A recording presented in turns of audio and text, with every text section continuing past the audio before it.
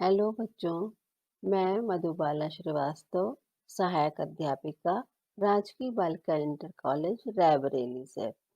बच्चों, आज हम लोग अलंकारों का अध्ययन करेंगे। जो हमारे पाठ्यक्रम में अलंकार दिए गए हैं, उपमा अलंकार, रूपक अलंकार और उत्प्रेक्षा अलंकार। और साथ ही हम हिंदी भाषा से संस्कृत भाषा में अनुवाद कैसे करते हैं, इसका अध्ययन भी करेंगे। तो देखिए बच्चों, अलंकार होता क्या है? अलंकार किसे कहते हैं? कविता की शोभा बढ़ाने वाले तत्वों को अलंकार कहा जाता है।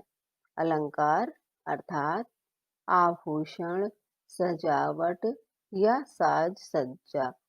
जैसे कि एक स्त्री स्वयं का श्रृंगार आभूषणों से करती है, तो वह सुंदर प्रतीत होती है, बहुत ही अच्छी लगती है। तो उसी तरह से अलंकार काव्य की सुंदरता को बढ़ाते हैं। अलंकार के प्रयोग से काव्य या साहित्य में चमत्कारी सौंदर्य उत्पन्न किया जा सकता है। अतः अलंकार को काव्य का एक आवश्यक अंग माना गया है। अलंकार की परिभाषा। अलंकरोति इति अलंकारः अर्थात जो अलंकृत या सुशोभित करे उसे अलंकार कहते हैं। आचार्य दंडी के अनुसार काव्य शोभाकरान धर्मान अलंकारान प्रचक्षते अर्थात काव्य के शोभाकारक धर्म अलंकार कहलाते हैं। तो बच्चों, ये कुछ परिभाषाएं हैं जो हमारे विद्वानों ने दी हैं अलंकार के संबंध में। एक अन्य विद्वान ने कहा है कि काव्य की शोभा बढ़ाने वाले तत्व अलंकार कहे जाते हैं। तो आप अब आप ये समझ गए होंगे कि अलंकार किसको कहते हैं। बच्चों, हम लोग अलंकार का महत्व पढ़ेंगे, जानेंगे अलंकार का काव्य में क्या महत्व है। अलंकार काव्य के लिए अत्यंत उपयोगी एवं महत्वपूर्ण माने गए हैं। अलंकारों के अभाव में काव्य उसी तरह फीका सा लगता है जैसे कोई कामिनी बिना श्रृंगार के और बिना आभूषणों के लगती है। अर्थात जब कोई महिला बिना श्रृंगार के रहती है तो बड़ी सूनी सी लगती है। उसी तरह से अलंकार का भी महत्व होता है कविता में। जब कोई कवि सामान्य भाषा में अपने भावों को व्यक्त नहीं कर पाता, तब अलंकारों की सहायता लेता है। भाव को स्पष्ट करने तथा दृश्य को प्रत्यक्ष कराने में अलंकारों की बहुत भूमिका है, महती भूमिका है। अलंकार केवल वाणी की सजावट नहीं है, अपितु वे भाव का बोध कराने में सहायक तत्व हैं। आचार्यों एवं विद्वानों ने कला अलंकारों को काव्य का प्राण तत्व अर्थात काव्य की आत्मा कहा है। आचार्य केशव के शब्दों में भूषण बिनु न विराजई कविता वनिता मित अर्थात कहने का तात्पर्य क्या है कि आचार्य केशवदास ने भी इसके महत्व को स्वीकारा है और उनका कहना है कि आभूषण के बिना कविता और महिलाएं सुशोभित नहीं होती हैं। अब देखिए अलंकार के प्रकार या भेद। अलंकार कितने प्रकार के होते हैं? अलंकार दो प्रकार के होते हैं, शब्द अलंकार और अर्थालंकार। शब्द अलंकार उसे कहते हैं जो शब्दों पर आधारित होते हैं। इसमें शब्दों के माध्यम से काव्य में सौंदर्य उत्पन्न किया जाता है। यदि किसी शब्द के स्थान पर उसका पर्यायवाची रख दें तो अलंकार की सुंदरता समाप्त हो जाती है। प्रमुख शब्द अलंकार हैं अनुप्रास, यमक, श्लेष, पुनरुक्ति, वक्रोक्ति आदि। अब देखिए अर्थालंकार किसे कहते हैं। अर्थालंकार अर्थ पर आधारित होते हैं। जैसे किसी शब्द के स्थान पर उसका पर्यायवाची रख देने पर भी अलंकार की सुंदरता बनी रहती है। अर्थात जब हम उसका अर्थ पढ़ते हैं तो विभिन्न विभिन्न अर्थों के माध्यम से उसकी जानकारी प्राप्त करते हैं। तो अर्थालंकार में पर्यायवाची शब्द रख देने पर भी अलंकार की सुंदरता बनी रहती है। प्रमुख अर्थालंकार हैं उपमा, रूपक, उत्प्रेक्षा, प्रतीप, व्यतिरेक, विभावना आदि। पाठ्यक्रम में वर्णित अलंकार जो हैं बच्चों, वो हैं उपमा अलंकार, रूपक अलंकार और उत्प्रेक्षा अलंकार। इसलिए हम इनका ही अध्ययन करेंगे। उपमा अलंकार देखिए अब क्या है। जहाँ रूप, रंग, गुण, धर्म के कारण एक वस्तु या उपमेय की तुलना या समानता दूसरी वस्तु अर्थात उपमान से की जाती है, वहाँ उपमा अलंकार होता है। फिर से देखिए बच्चों, जहाँ रूप, रंग, गुण, धर्म के कारण उपमेय की तुलना या समानता उपमान से की जाती है, वहाँ उपमा अलंकार होता है।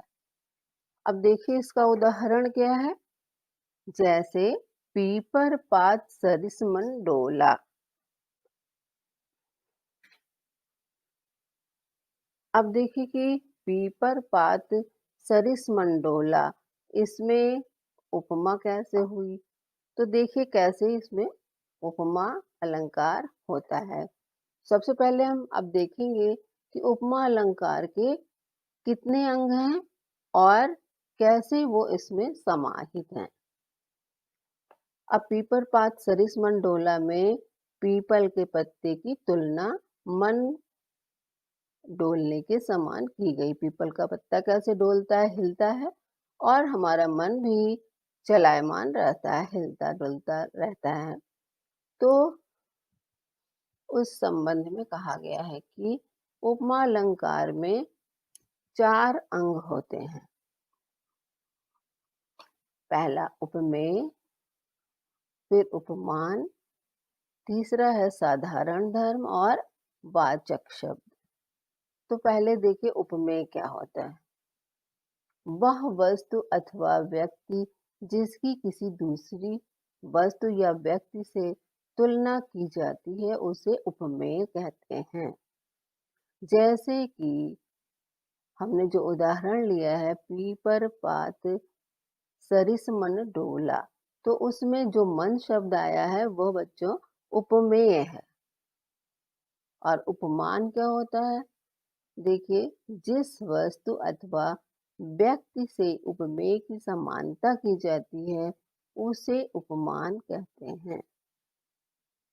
जैसे ऊपर के उदाहरण में पीपर पात उपमान है।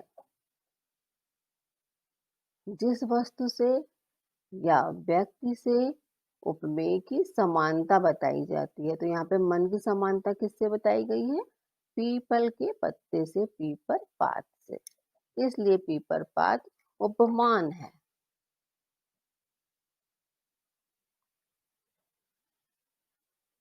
अब देखिए साधारण धर्म।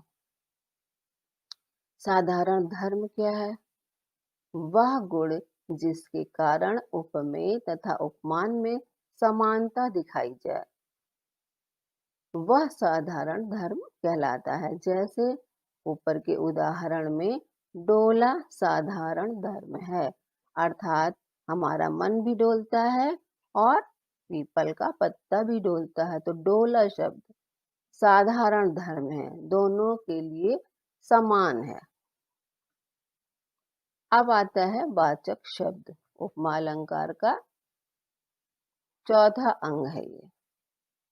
वाचक शब्द वह होता है जिसके द्वारा उपमान और उपमेय में समानता दिखाई जाए उसे वाचक शब्द कहते हैं।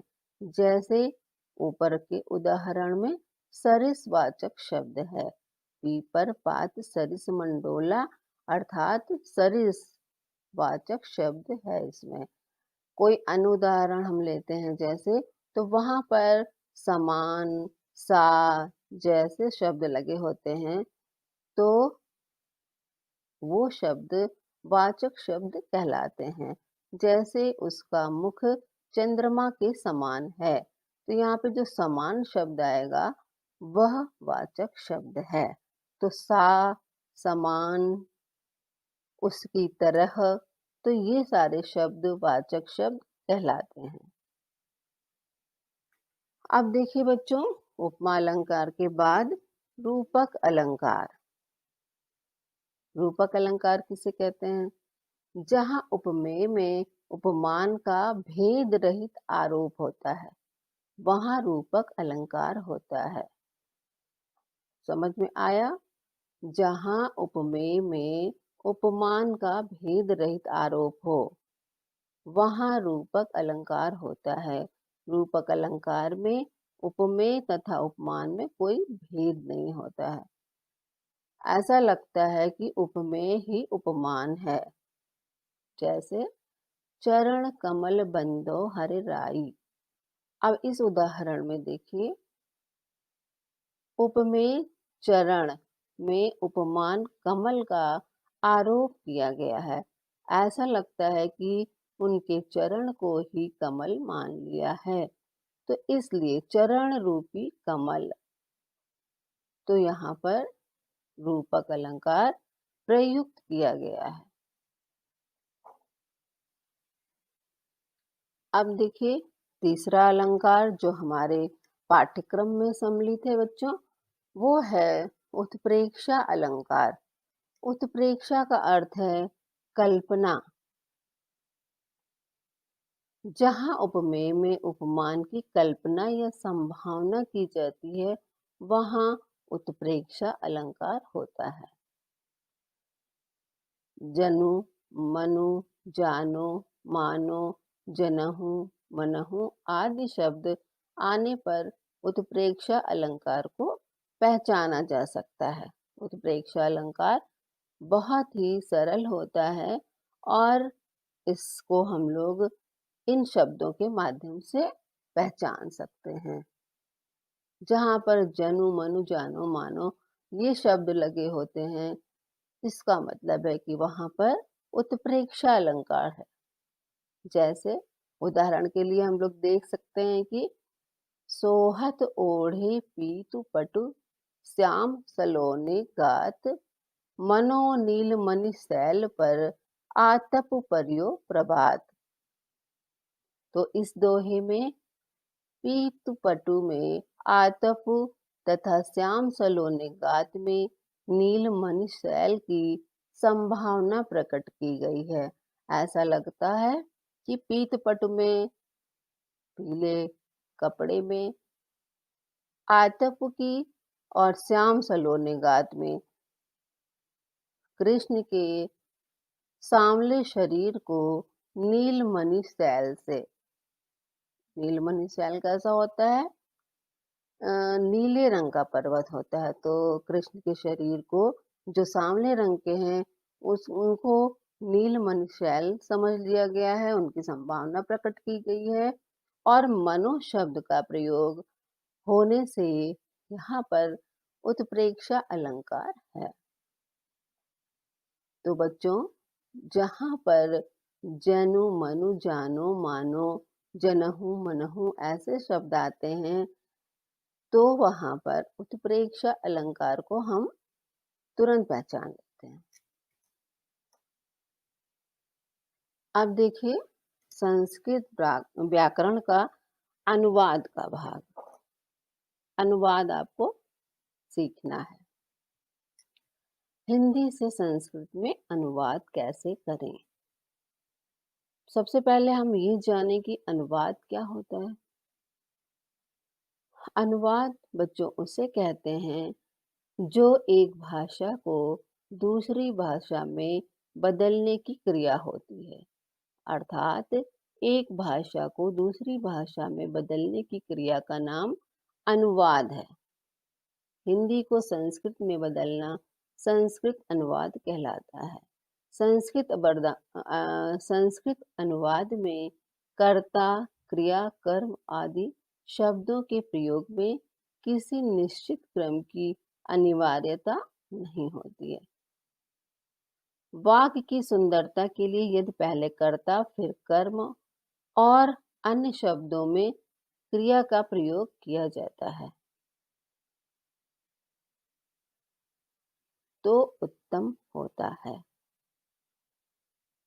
तो बच्चों संस्कृत में सबसे पहले कर्ता फिर कर्म तथा क्रिया रख सकते हैं या फिर पहले क्रिया और बाद में कर्म रख सकते हैं। ऐसी कोई अनिवार्यता नहीं है। वाक्य किसी भी तरीके से हम बना सकते हैं, लेकिन सुंदरता की दृष्टि से पहले कर्ता फिर कर्म फिर क्रिया को प्रयोग करते हैं। अनुवाद सीखने के लिए हमें कुछ नियमों का पालन करना होगा। अनुवाद किस तरीके से किए जाते हैं, इनके नियम होते हैं। तो बच्चों देखिए, पहले हम उन नियमों का अध्ययन करेंगे, तब हम अनुवाद कर पाएंगे। हिंदी से संस्कृत में अनुवाद करने के लिए सर्वप्रथम आपको शब्द रूप, धातु रूप, कारक एवं विभक्तियों को भली भांति याद रखना होगा।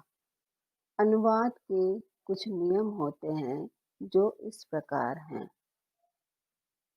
तो बच्चों अनुवाद आप जब करेंगे तो अनुवाद करने के पहले आपको शब्द रूप, धातु रूप, कारक और विभक्तियां और हिंदी से संस्कृत में शब्दों के अर्थ को याद रखना होगा। अनुवाद करते समय सबसे पहले हमें वाक्य का कर्ता ढूंढना चाहिए। क्रिया से पहले कौन के उत्तर में आने वाला शब्द कर्ता होता है। तो कैसे हम कर्ता को ढूंढेंगे? जो वाक्य है उसमें हम देखेंगे। जैसे राम जाता है तो हम पूछेंगे कि कौन जाता है, अर्थात राम जाता है तो जो जा रहा है, जो क्रिया कर रहा है वही हमारा कर्ता होगा।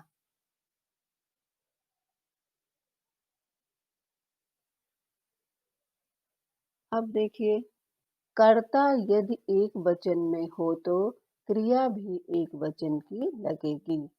द्विवचन में हो तो क्रिया भी द्विवचन की लगेगी और कर्ता बहुवचन में है तो क्रिया भी बहुवचन की लगेगी। अर्थात जैसे हम देख रहे हैं कि बालक पढ़ता है तो यहाँ पे कर्ता एक वचन का है, बालक है, एक बालक है, बालक पढ़ता है तो हमें क्रिया भी एक वचन की लगानी होगी, बालकः पठति। इस तरह से हम अनुवाद कर लेंगे। फिर द्विवचन अगर हम देख रहे हैं तो देखिए, दो बालक पढ़ते हैं तो जब दो बालक है तो क्रिया भी दो वचन की लगेगी, बालको पठतः। फिर आगे हम देखते हैं कि बहुवचन, अगर कर्ता बहुवचन का है, जैसे बहुत से बालक पढ़ते हैं तो क्रिया भी बहुवचन की लगेगी, माने कि बालकाः पठन्ति। तो इस तरह से बच्चों हम अनुवाद करना सीखेंगे। इसके पश्चात कर्ता के पुरुष पर ध्यान देना चाहिए। कर्ता प्रथम पुरुष में है कि मध्यम पुरुष में है या उत्तम पुरुष में है। अब प्रथम पुरुष में कौन कौन से कर्ता आते हैं? देखिए, सभी संज्ञा और सर्वनाम शब्द जैसे यह, वह, ये, वो, आप आदि शब्द जो हैं प्रथम पुरुष में आते हैं। मध्यम पुरुष में कर्ता कौन होता है? त्वम, युवाम, यूयम। और उत्तम पुरुष के जो कर्ता होते हैं वह होता है अहम, आवाम, वयम। समझ में आया बच्चों? जैसे कि प्रथम पुरुष में जो करने वाले शब्द होते हैं, जो व्यक्ति करता है, वो संज्ञा और सर्वनाम होते हैं, ठीक है? मध्यम पुरुष में कर्ता त्वम, युवाम, युवम होगा, मतलब तुम दोनों और तुम सब। इसमें तीनों वचन आ जाएंगे मध्यम पुरुष के। और उत्तम पुरुष में भी तीनों वचन क्या आएंगे? मैं, अहम, आवाम होगा हम दोनों के लिए, और हम सब के लिए क्या होगा? वयम। अब आपकी सरलता के लिए हमने यह कर्ता पुरुष चक्रम का निर्माण किया है। तो कर्ता पुरुष चक्रम के माध्यम से आप देख सकते हैं इसमें वचन कौन-कौन से होंगे और पुरुष कौन-कौन से होंगे और लिंग कौन-कौन से होंगे। तो देखिए, प्रथम पुरुष, मध्यम पुरुष, उत्तम पुरुष के बाद के साथ कौन-कौन से शब्द आए हैं। एक वचन में, द्विवचन में, बहुवचन में कैसे प्रयोग करते हैं, और इन वचनों के साथ-साथ लिंग का ध्यान भी रखा गया है। जैसे पुल्लिंग, पुल्लिंग में होगा सह, अगर सह आया है, वह है, तो हम इसको सह ही लिखेंगे। सह तौ ते, भवान भवन्तो भवन्तः, बालकः बालको बालकाः। तो ये वचनों सहित पुल्लिंग हो गया प्रथम पुरुष का। अब स्त्रीलिंग कैसे चलेगा रूप? सा ते ताः, भवती भवत्यो भवत्यः, आप दोनों, आप सब। इसी तरह आप अपनी समझ लीजिएगा। आगे हमने उसके हिंदी भी लिख दिया है और संस्कृत भी लिख दिया है। स्त्रीलिंग में बालिका, बालिके, बालिका, इस तरह से उसके रूप लगेंगे। और नपुंसक लिंग में तत्, ते, तानि आ जाएगा। मित्रम, मित्रे, मित्राणि हो जाएगा। ऐसे शब्द बन जाएंगे। और मध्यम पुरुष में एक वचन में त्वम, युवाम, युवम चलेगा। उत्तम पुरुष में अहम, आवाम, वयम हो जाएगा। ये आपको सरलता की दृष्टि से दे दिया है कि आपको इसमें सारी चीजें एक साथ दिख जाएं। प्रथम पुरुष, मध्यम पुरुष, उत्तम पुरुष, एक वचन, द्विवचन, बहुवचन भी दिख जाएगा, और पुल्लिंग, स्त्रीलिंग, नपुंसक लिंग भी दिख जाएगा। कर्ता के पुरुष और वचन जान लेने के पश्चात क्रिया के काल का निश्चय करना चाहिए। कर्ता के पुरुष और वचन अब हमको ज्ञात हो गए हैं। अब इसके बाद क्या करना है अनुवाद करने में? क्रिया के काल का निश्चय करना चाहिए। काल, काल मतलब कि ये काम कब हो रहा है, हो भविष्य काल में, कि भूतकाल में, या वर्तमान काल में। तो देखिए कि काल कितने प्रकार के होते हैं। काल भी 3 प्रकार के होते हैं: वर्तमान काल, भविष्य काल और भूतकाल। वर्तमान काल को लट लकार कहते हैं, और भविष्य काल को लृट लकार कहते हैं, और भूतकाल को लंग लकार कहते हैं। हाँ, तो बच्चों देखिए, वर्तमान काल को लट लकार कहते हैं। उसका उदाहरण हम देखेंगे। राम खाता है, तो क्या होगा? रामः खादति। इस समय वर्तमान में जो क्रिया हो रही है उसके लिए लट लकार के रूप चलेंगे। भविष्य काल में लृट लकार हो जाएगा। जैसे कि वह पुस्तक पढ़ेगा, सह पुस्तकम पठिष्यति। और भूतकाल अर्थात जो काम हो चुका है, तो उसके लिए लंग लकार प्रयोग होगा। जैसे उसने पुस्तक पढ़ी, सह पुस्तकम अपठत। तो इस तरह से तीनों कालों को हम ध्यान में रखेंगे। इसके बाद अन्य शब्दों के कारक तथा वचनों के रूप भी यथास्थान लिख देना चाहिए। शब्दों के स्थान के लिए संस्कृत में स्वतंत्रता रहती है। आप चाहे कर्ता पहले लिखें या कर्म पहले लिखें अथवा क्रिया, कोई प्रतिबंध नहीं होता है। फिर भी वाक्य की सुंदरता के लिए आप कर्ता, कर्म और क्रिया को लिखेंगे तो ज़्यादा अच्छा रहेगा। इस तरह से हम बच्चों देखते हैं कि अनुवाद करने के जो नियम हैं, उनको हम ध्यान में रखें तो अनुवाद आसानी से कर सकते हैं। मैं अब ये आशा करती हूँ कि आप लोगों को अलंकार और अनुवाद करना समझ में आ गया होगा। अलंकार आप आसानी से पहचान सकते हैं, उसके सारे हमने उदाहरण दे कर के आपको समझा दिया है। तो जो उसकी निशानियाँ हैं उसको ध्यान में रखिएगा, उसको कविता को पढ़ कर के आप स्वयं देखिएगा कि इसमें कौन-सा अलंकार है। और अनुवाद करने के लिए ये आप कुछ नियम याद रखिए और फिर अनुवाद आप कर सकेंगे। ओके बच्चों, थैंक यू।